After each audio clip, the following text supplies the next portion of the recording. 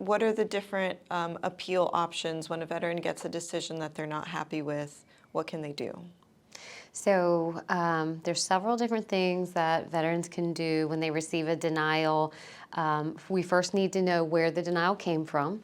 Did the denial come from the regional office, or is it a denial from the board? So probably be more simple to start at, say, after an initial claim at the regional office. And now the veteran needs to file a specific type of form depending on the type of appeal they're going to file. So there is an appeal referred to as a higher level review. That is an appeal where the veteran's asking the VA to take a look at all of the evidence again and make a new decision. You are not allowed to add any new evidence. However, you are allowed to have a conference. So the veteran or the veteran's representative can talk to them and say, hey, here are the facts that are already in the file, and here is the way we feel that these are legal errors that were made, and ask for another decision on that. We've had good success with higher level reviews at the regional office. I guess the downside there is that you can't submit new evidence. And so the flip side of that would be if you do have this new report from your doctor or some new evidence that you really want to get in, then you're going to file a supplemental appeal, and that's going to allow you to submit the additional evidence, and you're asking the VA to review that and then make a new decision on the claim. In order to file a supplemental appeal, you have to file the VA Form 0995. And keep in mind that that form is the same form that's used when you want to reopen a claim that had been previously denied. And so you'll still need new and relevant evidence in order to file that.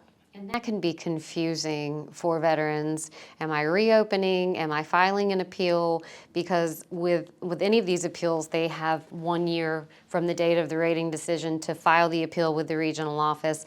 And so you want to be very specific that you are filing an appeal to whatever the decision is, and that you are not reopening or initiating some other type of claim that would have a different effective date than what they originally filed.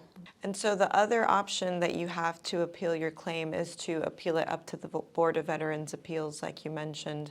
And then there you have 3 different options. And I know that that can get confusing for veterans as well. But the first option is direct review, where similar to higher level review, you can't submit any new evidence. But the advantage there is it's supposed to be the shortest time frame, the shortest wait time to get a decision from the BVA.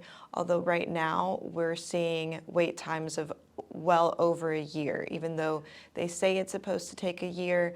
I believe we recently heard that the wait time was around 460 days. And so you still need to have patience through the process. Right. It's not a quick process, that's for sure.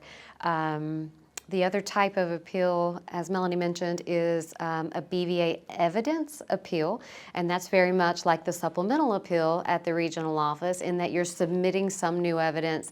You're asking them to make a decision based on the file and this new evidence that's being submitted. That is something that we are trying to avoid because the wait time for the BVA evidence appeals is even much longer than the BVA direct. We're really not sure how long it's going to take, for us to get decisions on those types of appeals. Yeah.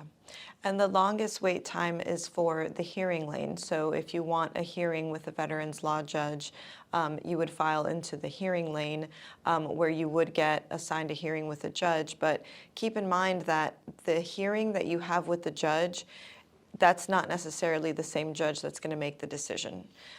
So that's a lot of times veterans want their day in court, they want to be able to talk to the judge, but then that judge is not the same one that's going to be ultimately deciding the case. So that's something to consider.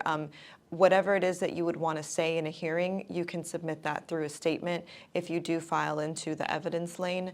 And so because it's such a long wait time, it may not be worth the wait if you can get your evidence in through submitting it instead of at a hearing. And we really aren't sure of the wait time for a hearing appeal right now, but I know it's years. So that's definitely something to consider. And Melanie, we've worked where we're trying to use the supplemental appeal lane at the regional office to make sure we develop the claim all the way up and submit any of our evidence at that point so that we can tell our clients when we file the BVA direct, or I'm sorry, that we're able to file the BVA direct because all the evidence is in the file. Yeah. So just something to keep in mind. Yeah, and I will also say a lot of times the VA will post average wait times on their website, and veterans will come to us asking, why haven't we seen a decision yet? But honestly, most of my cases have been waiting well over 2 years at the board. And again, there's nothing that we can do as attorneys.